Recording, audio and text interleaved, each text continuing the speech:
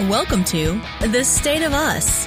Beyond mainstream cable news and party lines, with a millennial and a boomer, The State of Us pushes past the noise and uncovers all the issues that matter. Here's your host, Justin T. Weller. At least 5 Supreme Court justices, including 2 members of its conservative majority, indicated that they would reject attempts by Republicans and the Trump administration to kill the Affordable Care Act, according to a recent article in the New York Times.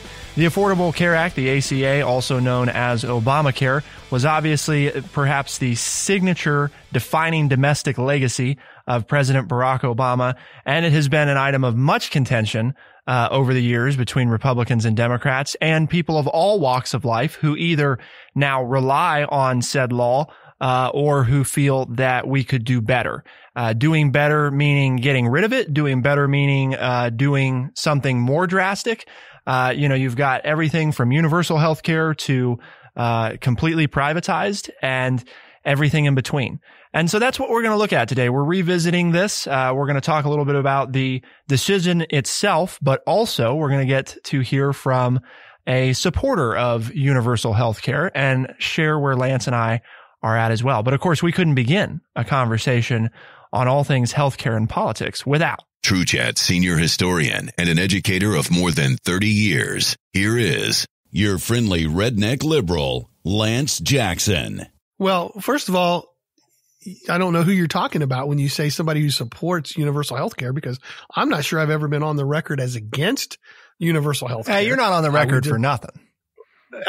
So I'm not sure who you're referring to there. And secondly, the big problem here that I have with the Republicans is not necessarily if they want to get rid of this, is that they've never produced something to put in its place. And I think that's the big pushback by a lot of people, myself included, is, okay, many of us agree that there has to be a better way than we're currently doing it. What's your suggestion? And your suggestion is, well, we're going to get rid of what we're doing now.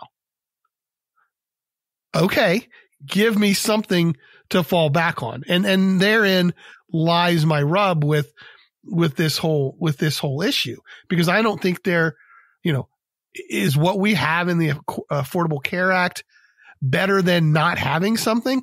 That's kind of open to debate, but I think the majority of Americans would say, yes, this is better than nothing.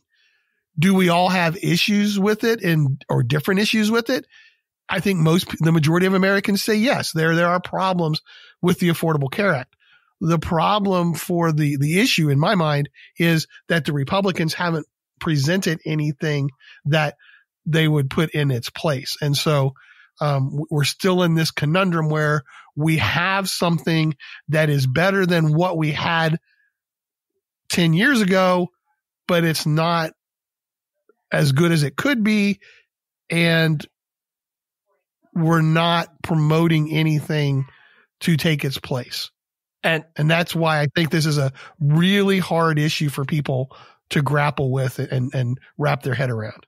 The most recent Gallup poll, Lance, that tells us about where Americans fall on this, because I think what you highlighted is important to talk about. 52% of Americans approve of the Affordable Care Act, 47% disapprove, 78% haven't had to change doctors nor give up their medical plan as a result of the ACA. So it is certainly divisive, right? If nothing else, it does spur some discontent amongst people. But to your point, more people than not think that it's better than having nothing. And I think that's why, right, when Republicans were completely in control of government, the House, the Senate, and the presidency for 2 years, that's why the most they got done, Lance, was basically they didn't even get rid of the individual mandate, right? They just basically made it ineffective by zeroing out the penalty. So for those that don't know, part of the Affordable Care Act was the individual mandate, which was the requirement that basically all Americans have insurance. Otherwise, you were going to pay a penalty when it comes time for tax season.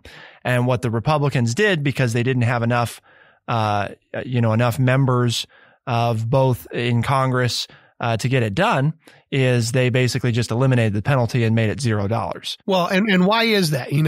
People ask, well, why are we forcing people to get health care? This is a country where you're supposed to be free to choose. Why are you going to pass a law that says everybody has to have health care? Well, that's the basic way of lowering cost. It's an economic decision, because the more healthy people you can get into a healthcare plan, the lower the costs are, because healthy people don't spend as much. And so if you get them into the plan, then you're spreading the cost over more people. If you only have, let's say, 20 people that are sick and they buy healthcare, it's going to cost a lot because they're using it a lot. But if you add in 80 healthy people and they never go to the doctor, well, then that 100 people are covering the cost for those 20 people. And so that's why you put in something where there's a mandate for everybody to join a healthcare program of some kind, because it makes it more economical for the whole. But that was what people had trouble with. But sometimes people don't understand it. Well, why do we care if everybody gets into the healthcare program? Well, because most people are healthy. And if healthy people join a healthcare program, then it lowers the cost for those people that have to go to the doctor or who use those benefits. The way to think about it, folks, right, is just hypothetically say a doctor's visit costs $100, right? Well, whether we have 10 people insured or 100 people insured, it still costs $100. But if 100 people are paying for the $100, everybody's paying $1. If 10 people are, they're each paying $10, right? So the thinking here is not that the cost per se of said services is less. It's the individual cost to you of said services is less as a result of spreading it amongst more people. And this, Lance, right, is kind of one of those pseudo, not really universal healthcare, but takes a component, kind of a bedrock foundation of the principle of universal healthcare, and applies it in a way that you don't call it universal healthcare, which is the idea, again, that in universal healthcare, everybody's paying, generally speaking, a percentage of their taxes in healthcare to go to healthcare costs, whether or not you're sick. So that, in effect, when you are sick, lowers what your out-of-pocket cost, or in many cases, you don't have any out-of-pocket cost if you're in a truly universal healthcare system.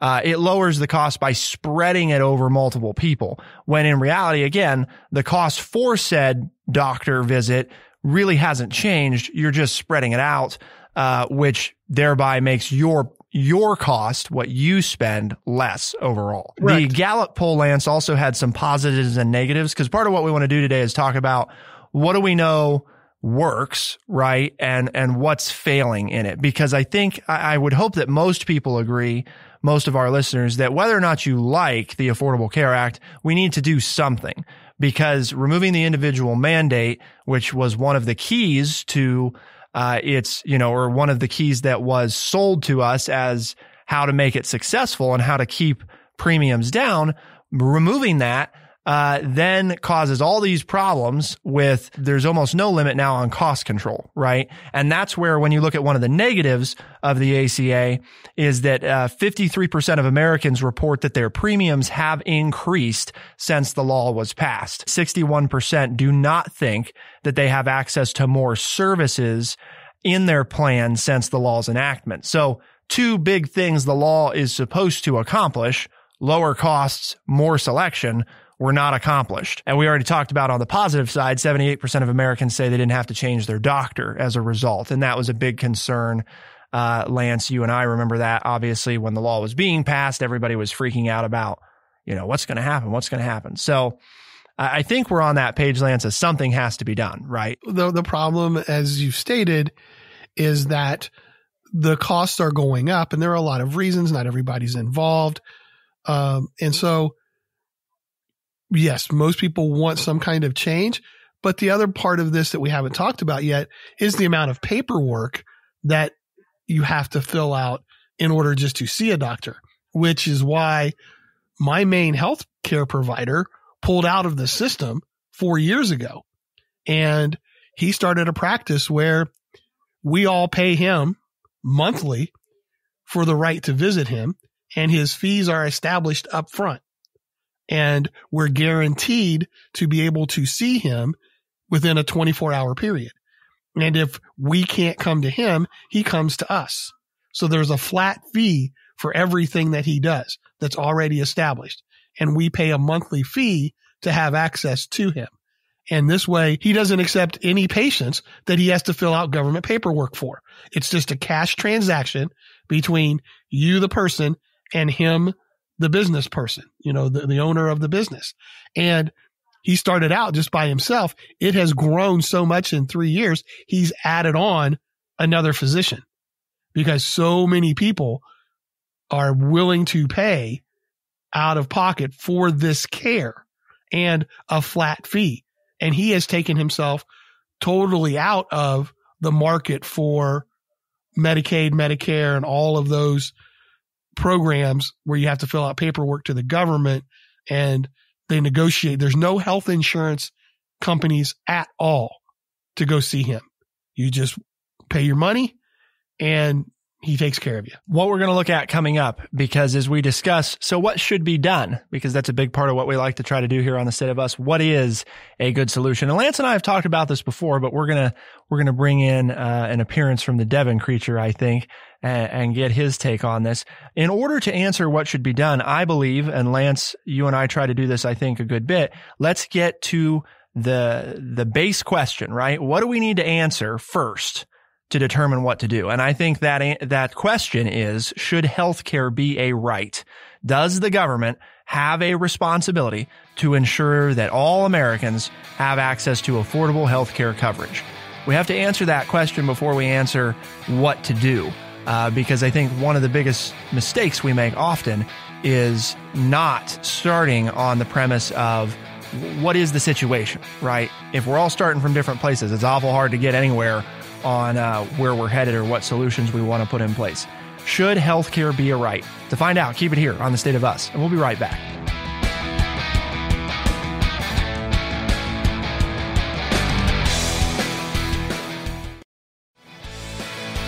We are The State of Us. Here's your host, Justin T. Weller. Pew Research in 2020, Lance, it asked, is it the federal government's responsibility to make sure all Americans have health care coverage?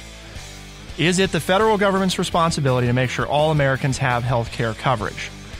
Well, 63% of Americans say yes. 63% say it is indeed the government's responsibility. Now, let's break down that 63% because this is important to understand. 36% of Americans say that it should be a single national government program, right? i.e., Medicare for all, right? 26% say that it should be a mix of government and private programs. And 30% say, no, the government's not responsible, but Medicare and Medicaid should continue as they exist currently. And only 6% say, no, the government shouldn't be involved in any way in healthcare. So that's important when we break it down, because keeping in mind that the vast majority, right, 83% of Americans say the government should be involved in some respect. Now, should it be involved past Medicare and Medicaid? 30% say no, 37% total. 26% are those ones saying it should be a mix, and 36% say the government should just handle it, right? Single system, get rid of private healthcare insurance. But that doesn't answer the question that you said we were going to talk about. Do people think it's a right? The answer is it's a mixed bag, which is why we can't come to some form of conclusion, because we disagree as a nation as to whether or not this is a human right that should be given by the government. And the reason, the biggest number, I think, of what you said there was for Medicaid and Medicare is because those are the people that have that. And nobody wants to give up something that they already have. So if you had asked this question 30 years ago or 50 years ago, you would have gotten different answers. But Medicaid and Medicare have been around so long, people just feel like, yes, I have to have that. Just like Social Security. We get asked the same question of Social Security. Is it the government's right? I mean, is it your right for the government to take care of you when you get older? We've made it a right. No. We didn't make it a right. We made it a law. Nobody's ever said it's a right. Jefferson never mentioned it in the in the Declaration of Independence. Madison and those guys never talked about it as part of the Constitution. I would say that it's not a right. And I'm not trying to argue semantics with you here, but we get used to things and then we think, well, yeah, this is a right. We deserve this. No, we don't. We just decided way back at a point in time in history that, okay, we're going to start doing this. And then everybody's grown up with it. And it's like, well, we're not going back and questioning whether or not it should be there, which is what I took with your question at the end of the first segment is, are we going to talk about this as a right? That's just my take on it. I'm not saying that I'm correct, but we start to assume that, well, these things have always been around. No, they haven't. People had to take care of themselves. Less than 100 years ago, there was no Medicaid, Medicare. There was no Social Security. There were none of these benefit packages. You took care of yourself. Now, that doesn't mean we have to go back to that, but it skews the numbers when people don't realize that it hasn't always been this way. Right. Well, and I think obviously, Lance, there's the side of what did our country start with? What were those rights that we had when we began, and how have we adopted or changed both? And this is important to understand, right? Your legal rights and your implied rights, because in this country, we definitely have a mixed bag. Things that all Americans, right, generally agree on is a right that legally really isn't spelled out that way. And then we have the things that legally, defined in some sort of document, we do indeed have a right to. And to avoid the argument of semantics, I think the question that we want to answer is, do we think that healthcare, do we feel that healthcare should indeed be considered a right as an American citizen? You have a right to healthcare, as opposed to you have the opportunity to get healthcare. You have a right to healthcare, because those are not the same thing, right? That's true. No, that's very true. And before the Friendly Redneck Liberals Facebook page blows up, I didn't say that it shouldn't be either. Right. Well, everybody's going to say, well, but you're saying, no, I didn't say that it shouldn't be a right. I'm saying when you include people saying, well, we want to keep the program that we already have. Well, my point to that is they want to keep it because that's what they're used to. So it's not that they truly believe it. They believe in it because they've always had it. But, your question is a good one. And I guess my gut answer, and this is probably going to be unpopular, that it's not the same right as voting. It's not a right. You don't think it should be to have health. I'm asking should, not is it? I don't know. I guess I don't think it should be. If as a society, we want to say that we want to take care of people, that we want to have that moralistic outreach and say that, I can get behind that. But to say that it's your right as a human being to have medical coverage, I don't think it is. I mean, in the base, when I think of human rights, that's not something that I think pops into my mind as a human right. Now, as a caring, concerned citizen of the world, is it something that I think everybody should have? I would probably say yes. So I don't know if that makes sense or where that takes us with our discussion, but you know what I'm saying? For me individually, I can see where, yeah, this would make the world a better place. But do I think it's a right to have because you were born on this earth, on this planet? No, I don't think it is. So let's turn to Devon here, because I've got some stuff to respond with, but I don't want to steal any of Devon's thunder here. Definitely want to give the Devon creature his proper opportunity to make his strong intro. But all kidding aside, Devon, you are of the opinion, right? And you've talked about this. This is one of, like, when you go to vote, one of the things that you first and foremost are considering is, what's a candidate going to do in regards to healthcare, right? Do they see this as something that's important? Because you feel, and you tell me if I'm wrong, but you feel that there should be access to affordable healthcare for everyone. That if somebody wants affordable healthcare, they ought to be able to get it. Generally, no questions asked. Yes, there should be access to affordable healthcare. Unfortunately, there hasn't been a clear answer on the best way to achieve this. I have personally felt that it should be more of a human right.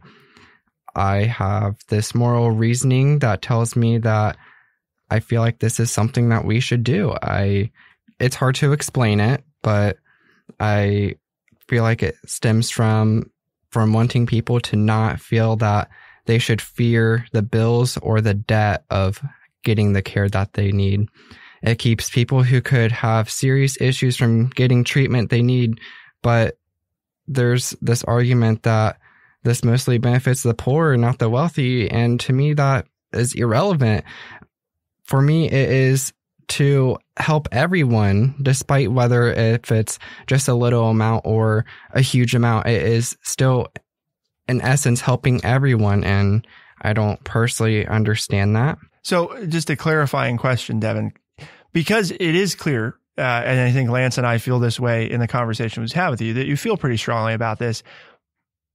Does the feeling of strength about this come from any personal life experience where either not having access to good care or not being able to find care at all?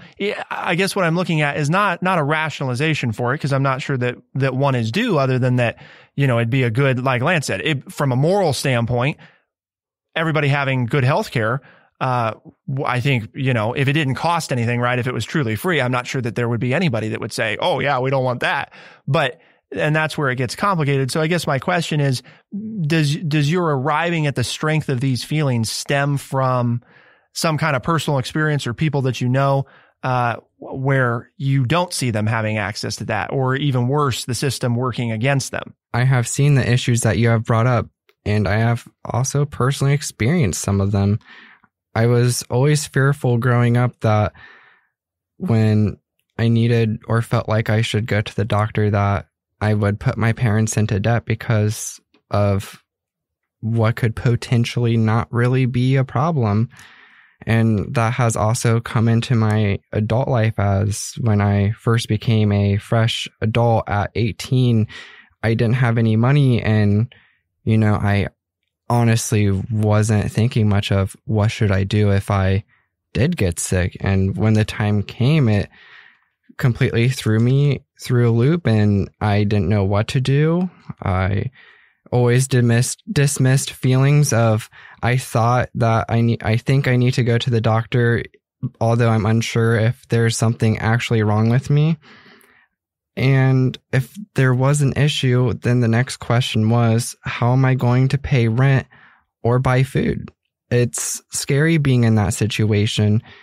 I had that opportunity to see a professional, but I was afraid of the financial repercussions that could have happened to me. And I don't know what I would have done if I didn't have the money to go to the doctor. My takeaway overall is that no one should really have to feel that way in the society that we live in today. It's a problem that I feel that we have outgrown. We're going to continue our conversation, but before we do, I think it's important. The Medicare Act signed into law in 1965 by President Lyndon Johnson. Well, Lance likes Lyndon Johnson. Okay, right? Is that fair, Lance? Is he okay one? No? Okay, he's out. I mean, he did some good things, but he messed up at the end. All right. Well, how about this? He was the consummate politician. He was the consummate politician. Well, let's give, he was the politician. That's the official. Well, you try to put words in my mouth, and I don't care. I know. You kind of like Lyndon Johnson. Yeah.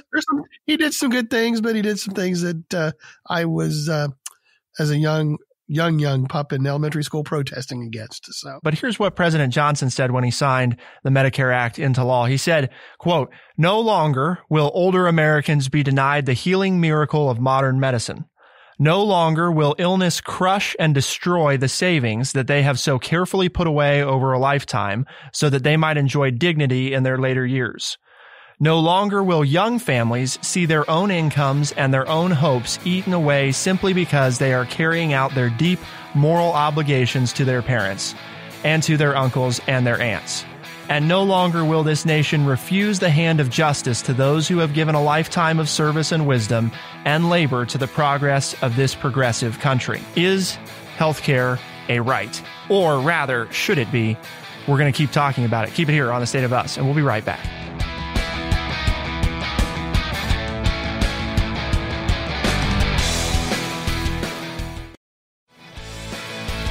We are the State of Us. Here's your host, Justin T. Weller. I think, Lance, the thing that causes some of the hiccup on this is I think a lot of people aren't clear, right, on, well, we have Medicare and Medicaid, so we obviously think that the government should be involved to some extent with our health care. And so most of us don't have any experience living without those programs in place. And I think that that's part of what causes some of the issues with this. We've kind of said that people have a right, old people, right, have a right to, as President Johnson said, dignity, and they have the right to not be denied the healing miracle of modern medicine. But at the same time, we don't really define what about everybody else. Well, it's old people and poor people. Old people and poor people, yes. Young and middle-aged, middle-class people are generally not part of what's covered with Medicare and Medicaid. Generally speaking, I mean, the obligation, not just for the elder people, but as President Johnson pointed out, the financial strain that it would put on the younger families, the working families, to take care of their parents for that long or their relatives, started to become a bigger concern. Life expectancy continues to increase. What do we do about taking care of people who aren't working? I'm going to give you my opinion on this as a correction, that the ACA has been a push by the Democrats, by the Democratic Party for over 80 years. Its fruition, it starts with FDR. And then Truman started it. Truman picked up on it when he was president. And then you jump to Kennedy and LBJ, and LBJ was able to get Medicaid and Medicare in. Bill Clinton tried to get something like the ACA in as the next Democrat. And then President Obama and Congress were able to get it in 2012. So it's actually 80 years of work. It wasn't just because people were living longer. It was something that FDR tried to pass in the 30s. The next Democratic president, Truman, tried to get and didn't get. Johnson, the next Democratic president, tried to get it. Clinton tried to get it, the next Democratic president. And then Obama gets it. So basically, it's been an 80-year struggle. And we can't leave out the whole political side of old people tend to be the ones that vote in the highest percentages. So taking care of them from a medical standpoint may have nothing to do with the interest of whether or not they as human beings have a right to be healthy, and has everything to do with, well, the longer we keep them alive, the more they can spend time voting. Well, and they're also the most expensive group of the population to take care of. Yes. So interesting that we started with them, right? Because it almost is kind of counterintuitive. Why not start, for example, with children, right? Or the middle class, the people that are healthy, because generally speaking, they're cheaper to take care of. So why not? Why would you have not started there? So to answer everybody's question, which I said I would answer, is do I think that it's a right? I guess here's where I come down. I've always liked the preamble to our Constitution, because I think it is a succinct, way to kind of outline what are we seeking to do with our Constitution. For those that don't know it, here it is. We, the people of the United States, in order to form a more perfect union, establish justice, ensure domestic tranquility, provide for the common defense, promote the general welfare, and secure the blessings of liberty to ourselves and our posterity, do ordain and establish this Constitution for the United States of America. When I read this and when I think about what it says, and the order in which we prioritize what we look to do, ensure domestic tranquility, promote the general welfare, and secure the blessings of liberty. I think you'd have a difficult time saying that we're succeeding at those things if we have people who seek medical attention and cannot afford said medical attention, or cannot find good medical attention to serve their issues. And Lance and I have talked probably pretty at length about the problems, particularly in rural America, with access to healthcare. Are we really succeeding in promoting the general welfare if you have to drive more than 100 miles to see a doctor for your newborn child? I don't think so. To answer the question, do you currently have a right to health care? No, you don't. I don't think legally we have spelled it out clearly enough to say that. Do I think that you should? Yes. I think we should take the steps not to pass a law, but to pass an amendment to the Constitution that spells out, in order for us to succeed at what we profess this Constitution to be seeking, we have to continue to do what we've done over the years and add the amendments necessary to spell out the things that we failed to spell out when our nation was founded. And I think this is something that we should clear up, because then we have a very clear, no longer ambiguous, should you have a right to health care? Yes, I think you should. Do you? No, I don't think you do. But the good news is our founders were smart enough to say, hey, we can't think of everything. And generally speaking, they had money. So healthcare at that time was pretty barbaric anyway, and wasn't necessarily smiled upon. I think that asking them to have known at the time that healthcare was going to become the sort of important thing that it is in today's world is probably unreasonable.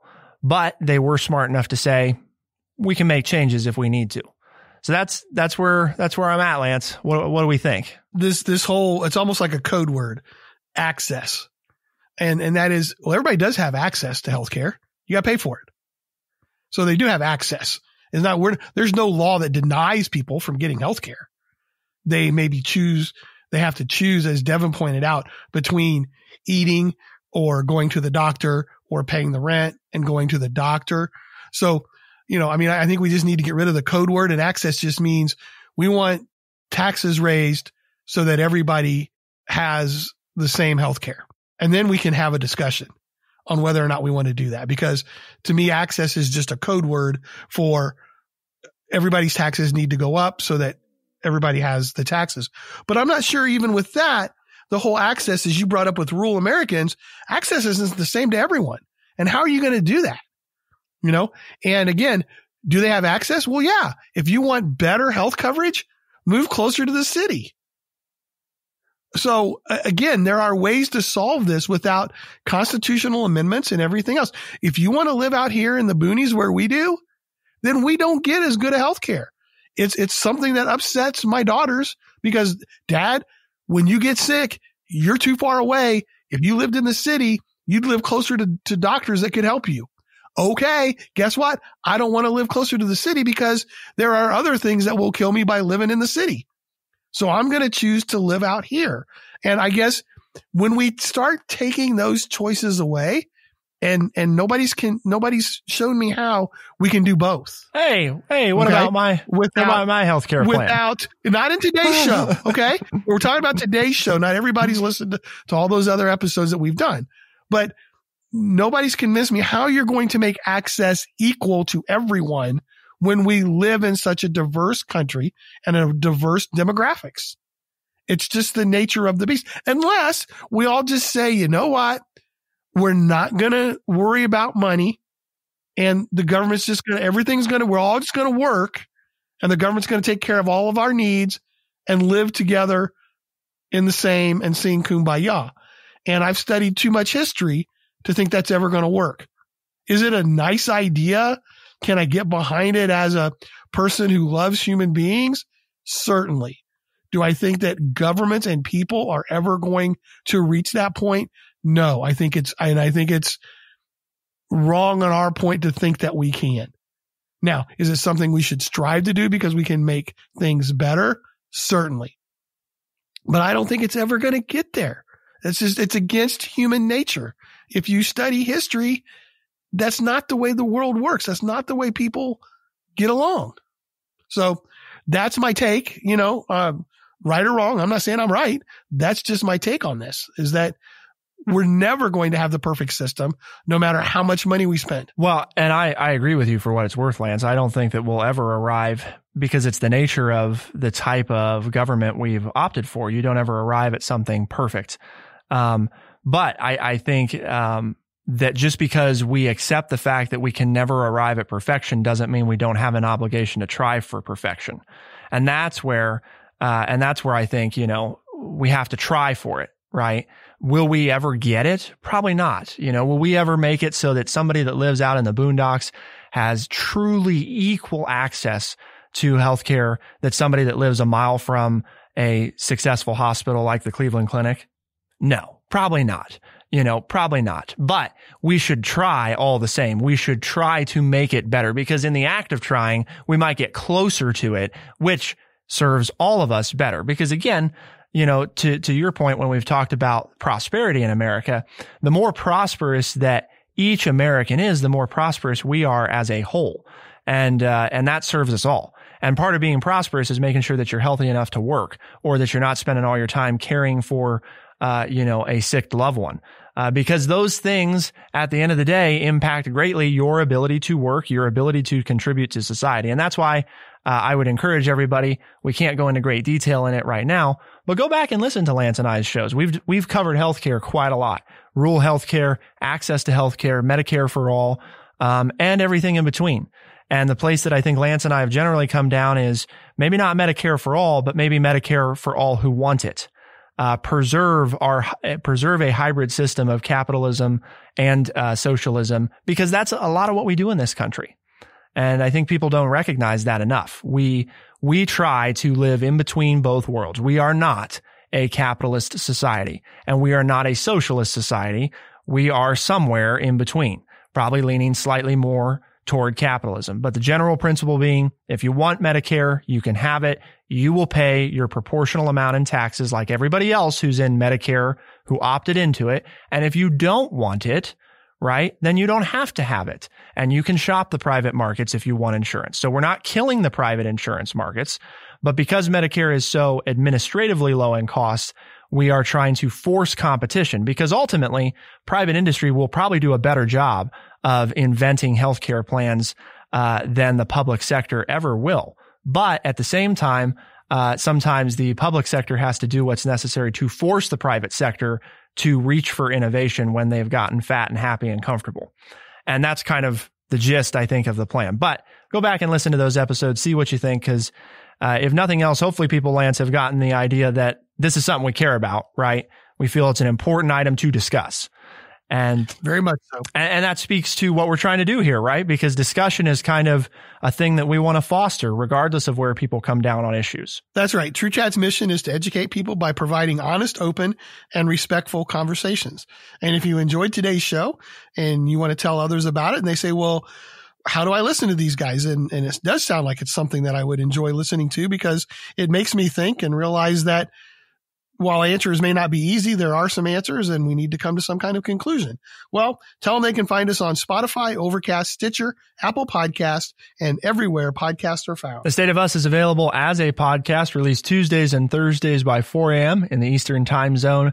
And it's a syndicated radio program, which you can find in select talk markets around the country on the weekends. So be sure to check your local talk station, see if they carry the State of Us. If they don't, call them up, tell them they should. For the State of Us on True Chat in Urbana, Ohio, I'm Justin T. Weller. I'm Lance Jackson. Special thanks to our recording producer, Devon McCain, editing producer, Bradley Butch, and thank you all for tuning in. We'll see you next time. Be the change.